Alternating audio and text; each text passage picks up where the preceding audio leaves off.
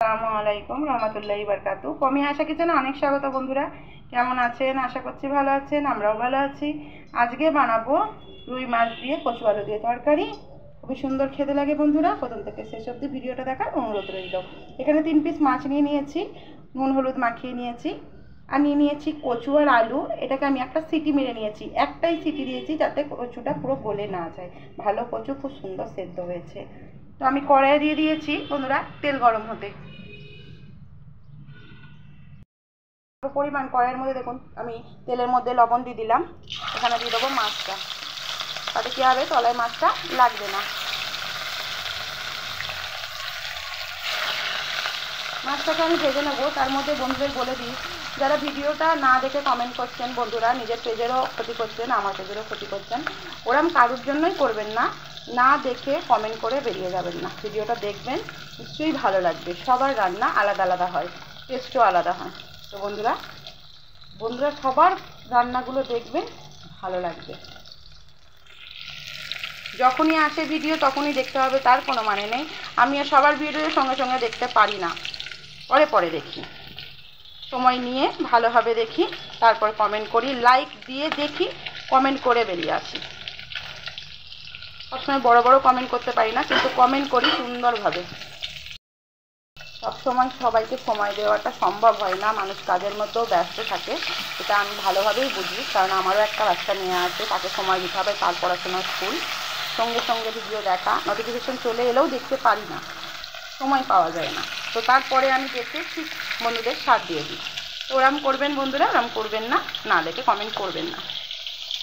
তো দেখুন মাছগুলোকে আমি সুন্দরভাবে ভেজে নিচ্ছি। কালারটা একদিকে ভালো চলে এসেছে। কিছু মনে করবেন না বন্ধুরা কথাটা বলার জন্য। যারা ভিডিওটা পুরো দেখছেন তারা নিশ্চয়ই কথাটা শুনে বুঝতে পারছেন যে কেন বলছি। এবার আমি তুলে নেব। কালো জিরে,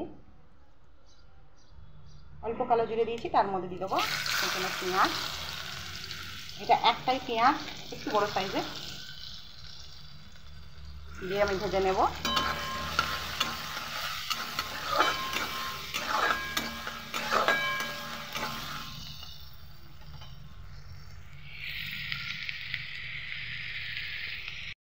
পেঁয়াজটা আমার ভাজা হয়ে গেছে, দিয়ে দিলাম আদা রসুনের পেস্ট।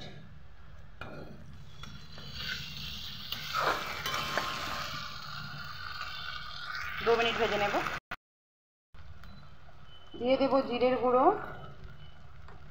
লঙ্কার গুঁড়ো, এই চামচের হাফ চামচ দিয়েছি লঙ্কার গুঁড়ো, খুব ঝাল আর খুব সুন্দর কালার হয়।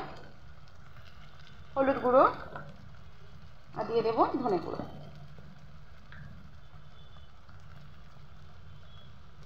দেবো অল্প পরিমাণ পানি। মশলাটাকে একটু কষিয়ে নেব।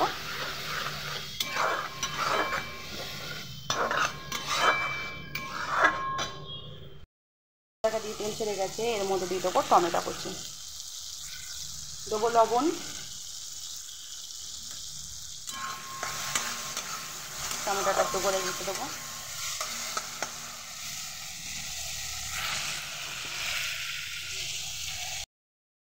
টমেটোটা গলতে গলতে বন্ধুরা বলে দিই যে যে কথাগুলো আমি বললাম সবার জন্য কিন্তু প্রযোজ্য নয়। কারণ সবার জন্য আমি কথাগুলো বলিনি। অনেক দিদিরা আছে খুব সুন্দরভাবে ভিডিও দেখে ভিডিওতে কমেন্ট করেন, সেখানে পুরো বোঝা যায় ভিডিওটা দেখেছেন। আর যে দিদিরা ফরাম করে এসে দেখে চলে যান, আমি তাদের জন্যই কথাটা বলি। তারা একটুও বোঝে না যে তাদের পেজের কতটা ক্ষতি হচ্ছে। আমার থেকেও বেশি তাদের পেজে ক্ষতি হচ্ছে। তাদের পেজে সাবস্ক্রাইব কেটে নেবে, ভিউজ কেটে নেবে, সঙ্গে ওয়াচ টাইমও কেটে নেবে। ওরম করবেন না, সময় করে ভিডিওগুলো দেখবেন। এই জন্য বারবার আমি রিকোয়েস্ট করছি। ভিডিওটা আমার একটু রান্নাটা বড় হচ্ছে, কারণ হলো আমি কথাগুলো বলার জন্যই। কিছু কিছু দিদিরা, এত ভালো ভালো দিদিরা আছে যারা আমার পাশে আছে, তাদের ভিউজগুলো দেখছি, কমেন্টগুলো আসছে প্রায় 70-80টা, আর ভিউজ এসছে 50টা। তার মানে এটা কি বোঝাচ্ছে যে কমেন্ট করে বেরিয়ে গেছে, এদিকে ভিডিওটা দেখেনি, ফুল ওয়াচ করেনি, যার জন্য পুরো হয়নি। যদি আপনার 70টা কমেন্ট হয়, 70টাই ভিউজ হওয়ার দরকার, তার থেকে বেশি হওয়ার দরকার, কিন্তু কম নয়। কিন্তু প্রত্যেকটা মানুষ যদি না দেখে কী করে ভিউজটা হবে? ওরম করবেন না, কাউকে ঠকাবেন না, তো নিজে ঠকে যাবেন। দিদিরা ভাববেন, বা অনেক দিদি আবার লেখাপড়ায় না আমি দেখি, আমি জানি কে দেখে না, দেখলে বোঝা গেলেই আমি জানি, আপনাদের বলতে লাগবে না দিদি। এটা জরুরি। আমি অনেক দিদিরা আছে, ভালো ভালো দিদিরা, যারা আমাকে খুব সুন্দরভাবে সাপোর্ট করে, তাদের ভিউজগুলো দেখে আমার খুবই খারাপ লাগে, যার জন্য আজকে এই জিনিসটা বলা। আমি ঈদের আগে থেকেই দেখছি, রমজান মাস থেকে এই জিনিসগুলো ওরম করবেন না।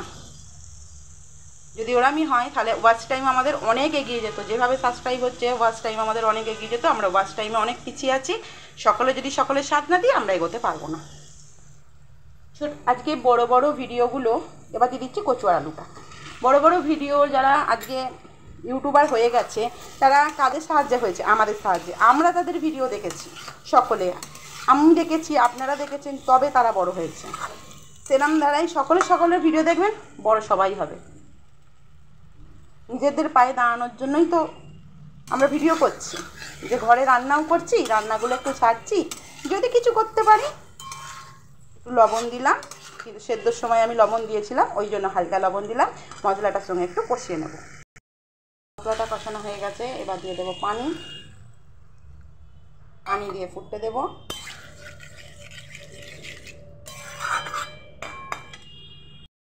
ফুটে গেছে, এখানে দিয়ে দেবো ধনে পাতা কুচি।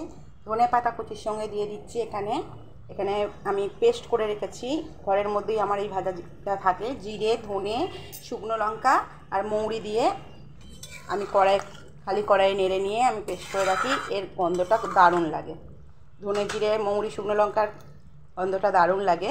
এর মধ্যে দিয়ে দিলাম। এবার দিয়ে দেবো মাছের পিসগুলো, দিয়ে 2 মিনিট ফুটিয়েই আমি নামিয়ে দেব, তাতে এই ভাজা মশলার গন্ধটা খুব সুন্দরভাবে মিশে যাবে। ভালো লাগলে বন্ধুরা লাইক, শেয়ার, কমেন্ট করে পাশে থাকবেন। যে কথাগুলো বললাম সেই কথাগুলোর জন্য রাগ করবেন না বন্ধুরা, ভালোর জন্য, সকলের জন্যই বলছি, কাউকে কেউ ধোকা দেবেন না, পাশে থাকবেন।